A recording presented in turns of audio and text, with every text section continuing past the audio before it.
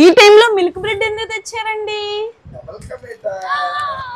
Wow super. మనం catering స్టైలే double ka meetha ఖచ్చితంగా ట్రై చేద్దాం. హాయ్ గాయ్స్, ఈరోజు మా హస్బెండ్ అయితే మా బాబు నిద్రపోయిన టైం చూసేసి మిల్క్ బ్రెడ్ అయితే తీసుకొచ్చేసారు. ఆయన కోసం ఇప్పుడు మనం చకచక క్యాటరింగ్ స్టైల్ డబుల్ కా మీఠా ఎలా ట్రై చేయాలో చూసేద్దాం రండి.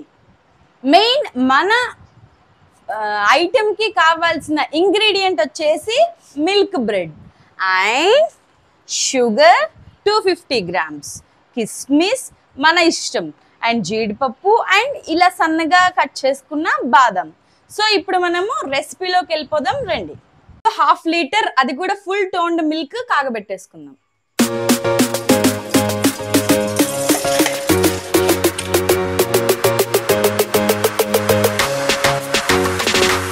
డ్రై ఫ్రూట్స్ ని వేయించేసుకుందాం. కిస్మిస్ వేసేసుకుందాం ఫస్ట్. వీటిని ఒకసారి నేతిలో వేయించుకుందాం, గోల్డెన్ బ్రౌన్ కలర్ లోకి వచ్చేద్దాం.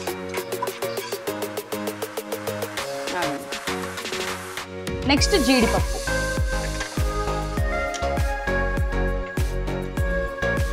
నా దగ్గర ఉన్న డ్రై ఫ్రూట్స్ తో నేనైతే ఇలా వేయించుకుంటున్నాను. ఇప్పుడు మీ దగ్గర ఒకవేళ పిస్తా అలా ఉంటే యాడ్ చేసుకోండి, చాలా బాగుంటుంది. ఇప్పుడు నేను ఓన్లీ జీడిపప్పు కిస్మిస్ మాత్రమే వేయించాను, అది కూడా ఘీలో.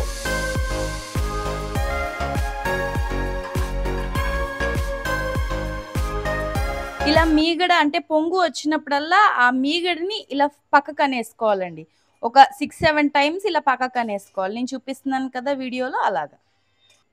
నేను 8 తీసుకున్నానండి. నేను ఇప్పుడు చెప్పే క్వాంటిటీ మొత్తం 8 బ్రెడ్ పీసెస్ కి సంబంధించింది. ఇప్పుడు మనము ఈ సైడ్స్ అన్ని కట్ చేసుకుందాం.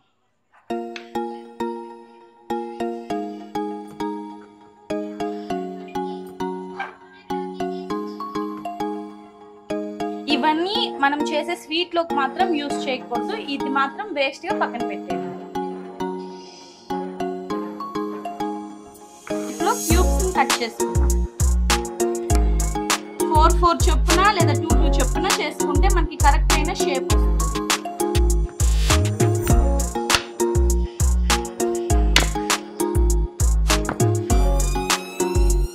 వీటన్నిటిని ఒక ప్లేట్ లో తీసేసుకుందాం.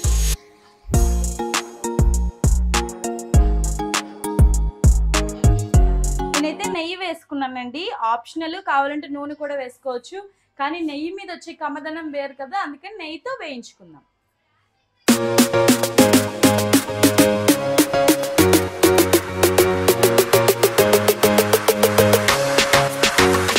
గోల్డెన్ బ్రౌన్ కలర్ లో వేసుకుందాం వాటిని ఒక ప్లేట్ లోకి.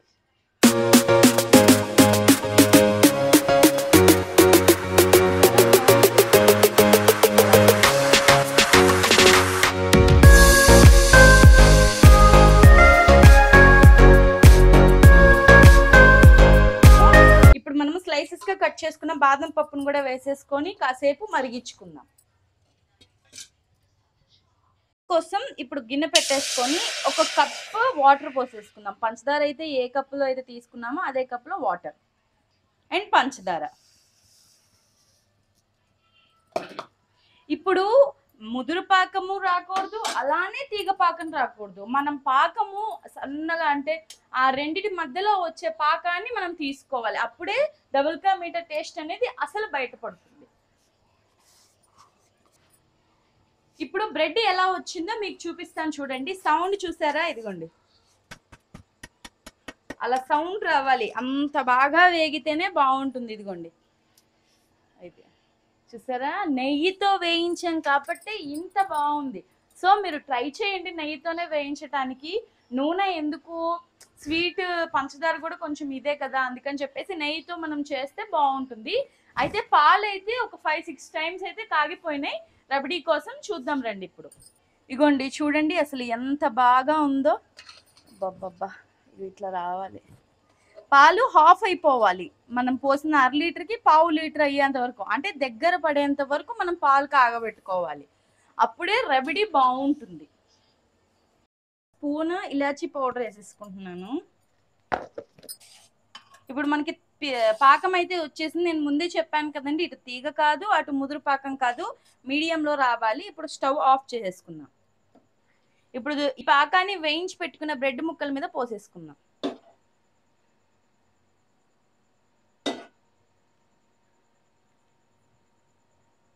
ఈ పీసెస్ ని తిప్పుకుందాము, ఎందుకంటే 2 సైడ్స్ పాకం పట్టాలి కదా, అందుకని.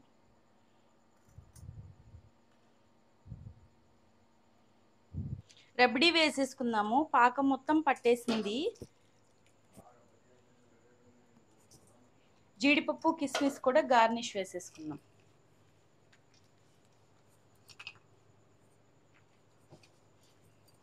ఇలా చేసుకున్న మిశ్రమాన్ని ఒక 20 మినిట్స్ అలానే వదిలేద్దాము కదిలీకుండా. అప్పుడు 20 మినిట్స్ తర్వాత ఎలా ఉంటుందనేది మనం చూద్దాం.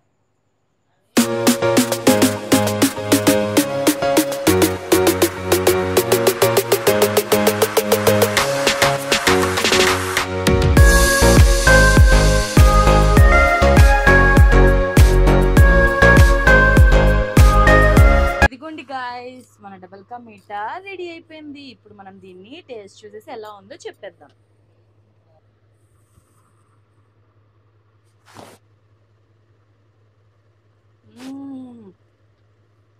ఆహా, అసలు యమ్మ ఉందండి.